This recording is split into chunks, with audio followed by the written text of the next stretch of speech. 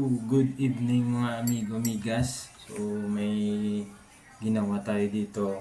So 3 in 1, garlic, lemon, and honey. So yung isa 4 in 1.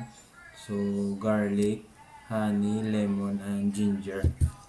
So sa mga tamad dyan, baka gusto nyo na mag-boost ng immune system. So ito yung maganda.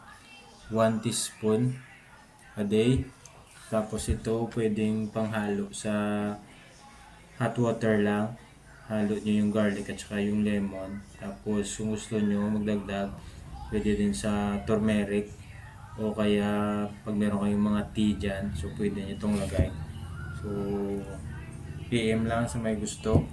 So ito na try namin during pandemic mga amigo amigas. Lalo na medyo malamig ngayon yung panahon. So kailangan natin i-boost yung immune system natin. So ito meron ako dito turmeric tea. So half teaspoon din to mga amigo amigas. So try natin to. So garlic. Ayan. With lemon. Ayan. With honey.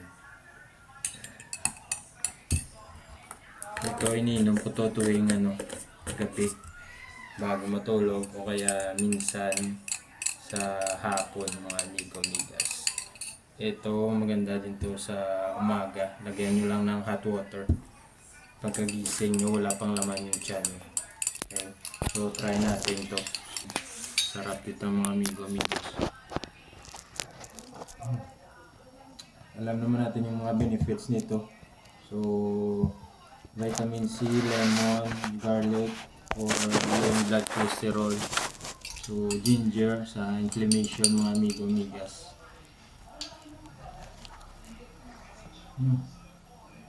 Sarap, kaya try nyo na. Let's go!